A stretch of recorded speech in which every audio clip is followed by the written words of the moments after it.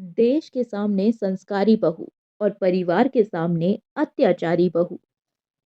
आपको ये तस्वीरें तो याद ही होंगी जब अहमदाबाद में हुए आईपीएल फाइनल में रविंद्र जडेजा ने आखिरी गेंद पर चौका मारकर चेन्नई सुपर किंग्स को चैंपियन बनाया था।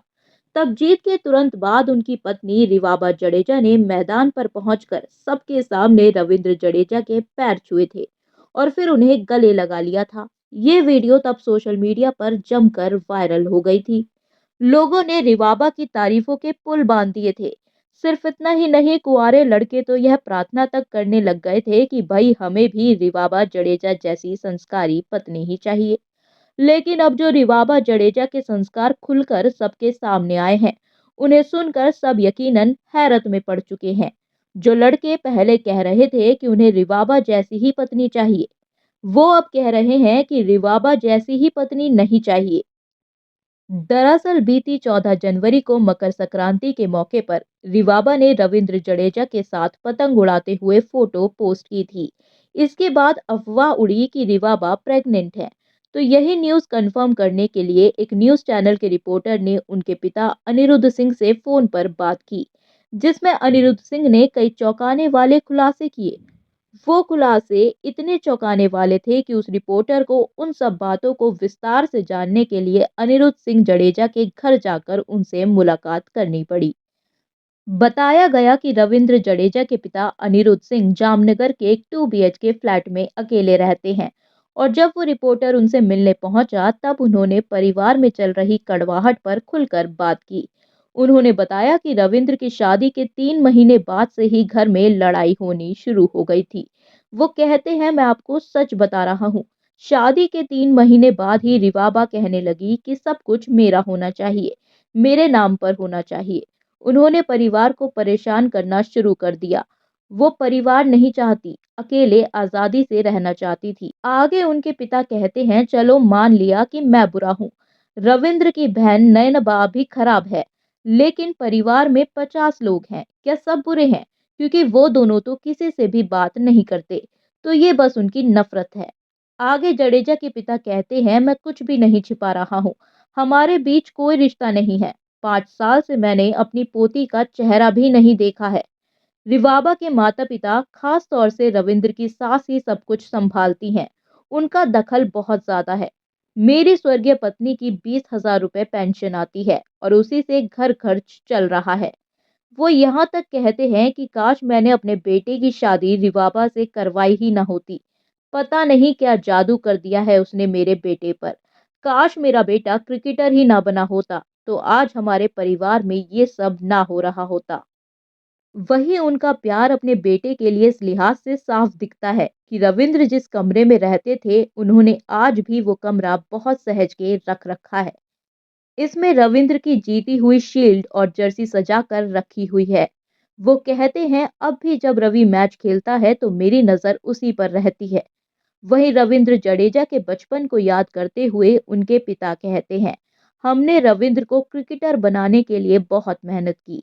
मैंने चौकीदारी का काम किया। घर की आर्थिक स्थिति अच्छी नहीं थी। दरअसल रविंद्र सिर्फ 17 साल के थे जब उनकी मां लताबा की एक हादसे में मौत हो गई थी। उनके पिता ने ही अपने तीनों बच्चों का पालन पोषण किया है। साथ ही उनके पिता बताते हैं कि रविंद्र को बनाने में मेरी बड़ी बेटी नयनबा ने मुझसे ज्यादा मेहनत की है। अगर वो ना होती तो रविंद्र आज इस मुकाम पर नहीं पहुंच पाता। माँ के निधन के बाद रविंद्र टूट गया था। नयनबा ने उसे प्यार दिया, उसकी छोटी छोटी जरूरतों का बहुत ख्याल रखा। नयनबा उसकी किट तैयार करती थी, उसके कपड़े तैयार करती थी, उसके मोजे धोती थी। लेकिन आज रविंद्र अपनी उस बहन से भी बात नहीं करता है। आगे उन्होंने रविंद्र की पत्नी रिवाबा और उनके परिवार पर गंभीर आरोप भी लगाए।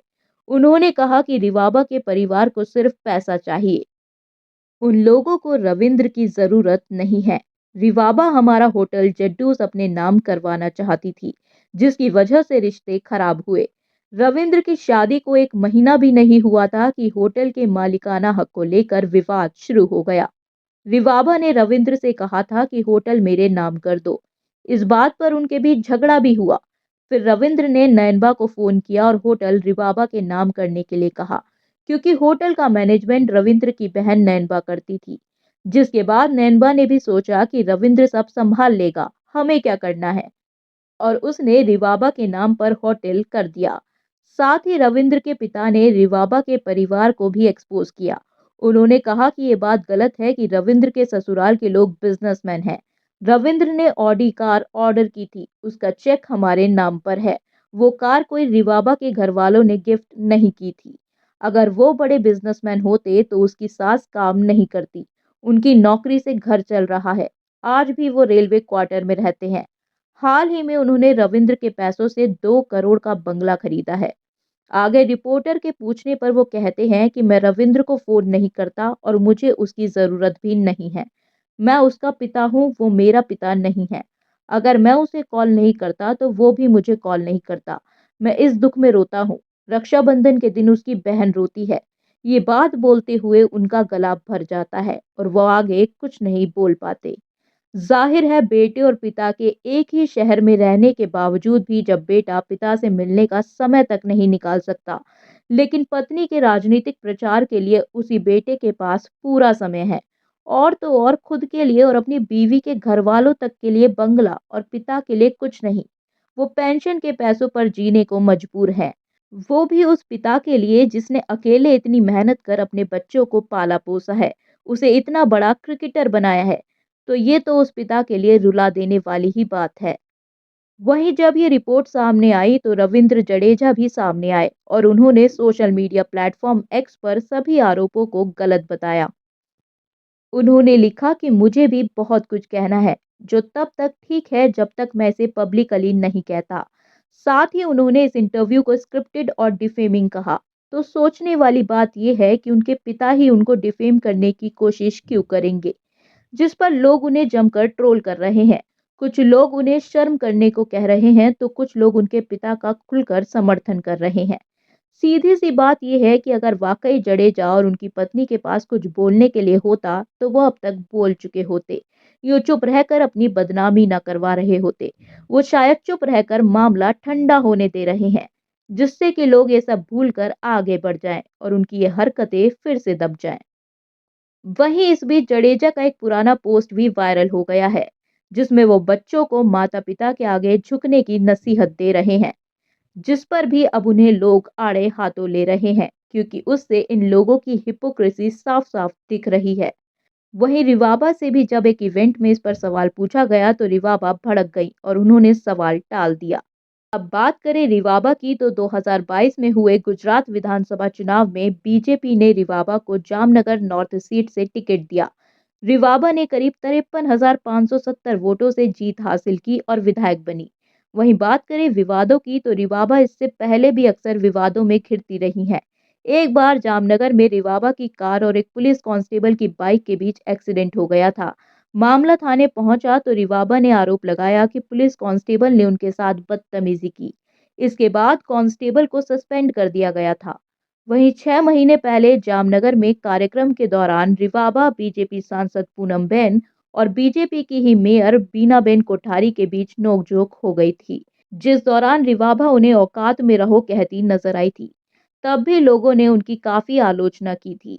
रिवाबा, जिनका पहनावा एकदम मॉडर्न लड़कियों के जैसा था, वो अचानक से राजनीति में आते ही साड़ी पहनने लगी, जो पति के साथ एकदम दोस्तों की तरह फोटो शूट करवाती थी। वो आईपीएल में पति के पैर छूने वाली बन गई। इतना बदलाव आखिर क्यों? सिर्फ खुद को संस्कारी दिखाने के लिए, जिससे कि लोग रिवाबा से प्रभावित होकर उन्हें वोट दे। क्योंकि अगर आप पहले की तस्वीरें देखें तो रिवाबा आईपीएल में कभी इस तरह से नजर नहीं आई और ना ही कभी उन्होंने ऐसे पैर छुए। तो साफ साफ पता चल रहा है कि सब वोटों का चक्कर है। आईपीएल में पति के पैर छूने पर तब रिवाबा ने कहा था कि पति के पैर छूना मेरे संस्कार हैं। तो अब पति का ऐसे घर तोड़ देना, बुजुर्ग पिता से उनके बेटे को अलग कर देने, संपत्ति के लिए घर में लड़ाई करना, क्या ये भी रिवाबा के ही संस्कार हैं? ये उनसे पूछना चाहिए। देश की जनता को इस तरह से पागल बनाया जाता है, ये ऐसे सेलिब्रिटीज की सच्चाई होती है जो दुनिया के सामने सबसे अच्छे और सबसे संस्कारी होने का ढोंग करते हैं और असलियत में ऐसे होते हैं। आपको रिवाबा जडेजा की इस हिपोक्रेसी के बारे में क्या कहना है? कमेंट करके जरूर बताएं। वीडियो को लाइक और शेयर जरूर करें। ऐसे ही और न्यूज़ व्यूज़ के लिए चैनल को सब्सक्राइब करके बेल आइकन दबाना ना भूलें।